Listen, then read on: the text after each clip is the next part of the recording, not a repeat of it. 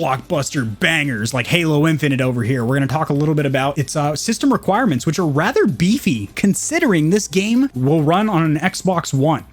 Not a 1S, not a 1X, original one, which yes is weaker and less powerful than a 1S or 1X. The PC requirements are actually relatively beefy.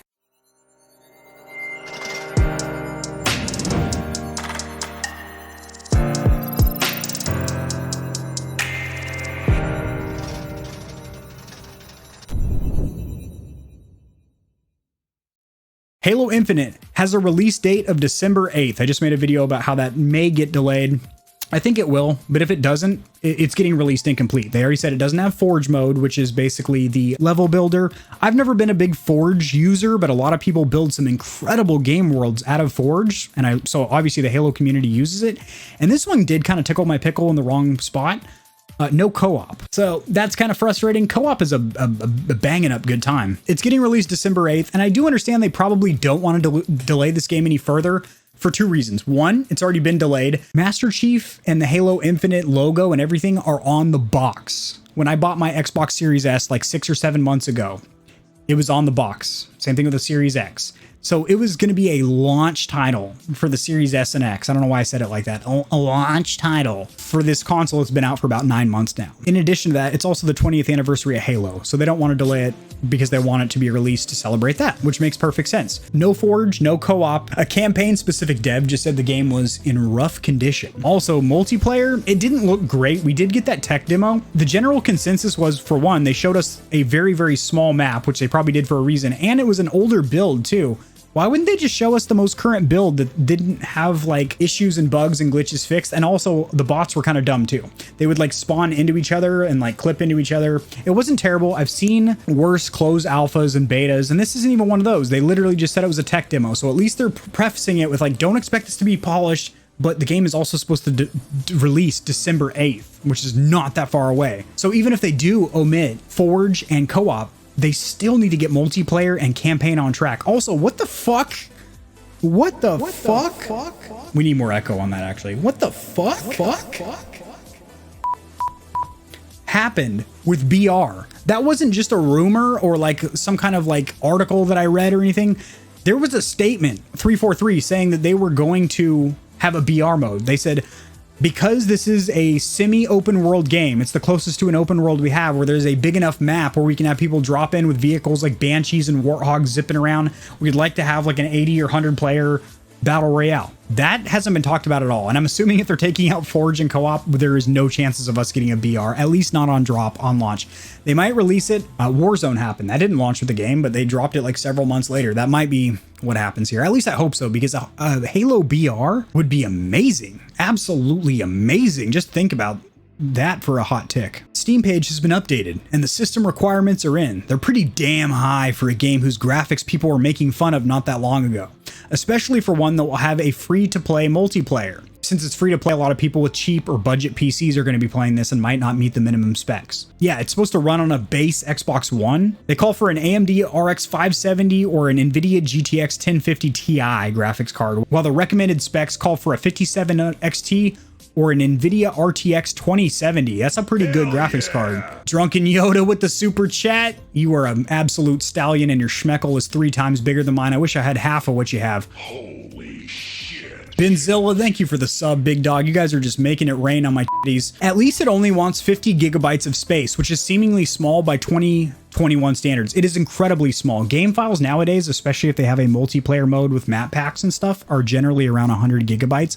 Now, that means that they're doing a lot of compressed folders inside of the game file itself, and everything is really compressed. What this will mean is a lot of those game files have to be compressed and uncompressed rapidly, which means on the Series S and X and on PC where you're running an SSD or an NVMe SSD, the load times will be quick. But for the people that are playing this on a base Xbox One, which had a relatively slow RPM mechanical hard drive in there, load times are going to be a bitch and a half because it's a relatively small game file. Everything's compressed. So it's constantly packing things into a small folder, then unpacking them. Because I guarantee you, fully unpacked, the game is not 50 gigabytes. With four game modes, granted 2 of them are in launch, it's probably around 70 or 80, just a That's just a wild number I pulled out of my anus.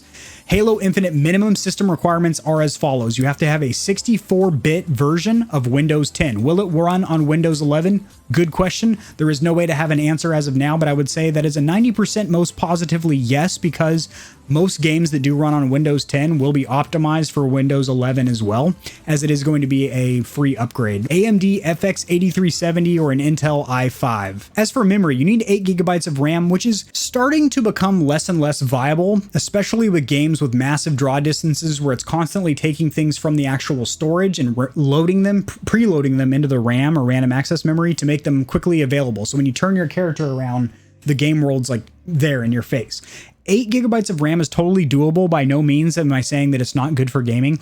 16 gigabytes is the sweet spot where you can play virtually anything that you want to. 32 gigabytes is recommended if you are going to be doing any kind of streaming or video recording where you have a program like OBS, Streamlabs OBS, or XSplit Broadcaster running. And I would recommend if you are building a professional workstation PC for computer-aided design or CAD, or you're doing any kind of graphic design, or you're doing any kind of 4K or 8K video editing for a company or for personal use, that you go to something like 64 or 128 gigabytes of RAM, especially because if you are doing this for a business, you can probably use their credit card with a fat tax break and you won't be paying full retail price. That was a huge breakdown on RAM for no reason. You guys didn't ask for it, but you got it. I fed it to you.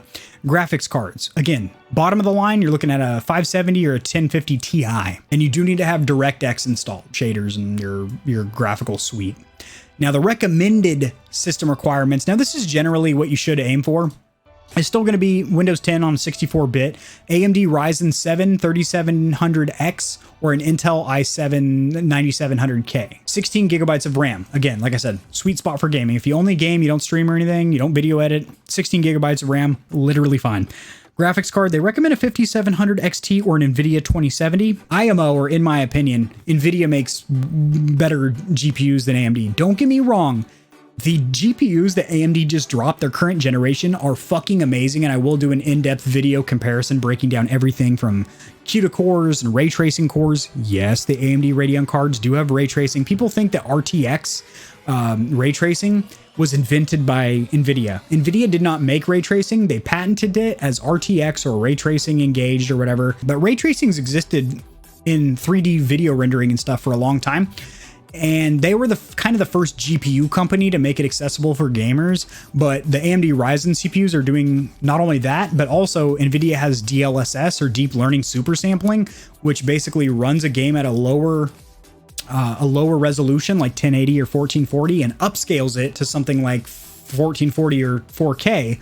So it's only straining your PC at the level of a 1080p game, but displaying 4K. AMD doing their own thing called Fidelity FX, which is just like DLSS. So they're going to have their own ray tracing to counteract RTX, and they're going to have Fidelity FX to counteract DLSS from Nvidia. So they're going to have their own feature set. That is a good point that some goblin just said there. Nvidia cards can use both DLSS and Fidelity FX. AMD can only use Fidelity FX. And another huge selling factor for Nvidia cards, absolutely huge if you have any interest in screen recording for YouTube videos, like your gameplay or whatever, or streaming, is that Nvidia cards have NVENC, which stands for NVIDIA Encoder, which is a separate part of the GPU that literally handles your video encoding. So you don't take a big hit, or any hit in some games, to your actual gameplay frame rate. If you don't have NVENC and you start screen recording or live streaming while you're playing a game, you will literally watch your frame counter in the game drop down about 20 or 30 as soon as you hit your go button. So Halo, I really do hope that Infinite is an amazing game, because like I mentioned during my video a couple days ago, I do think that Halo has potential to be an amazing series once again, and I really hope that that's the case. 1 through 3 were absolutely stellar for their own individual reasons, and then 4 and 5 were okay. ODST was okay. Some people hated them, some people loved them. You know, we'll average out the opinion of the gaming community. They were meh. Infinite has a chance to absolutely tallywhack the faces of fans and just be like, pay attention to me again, bitch. So we'll see.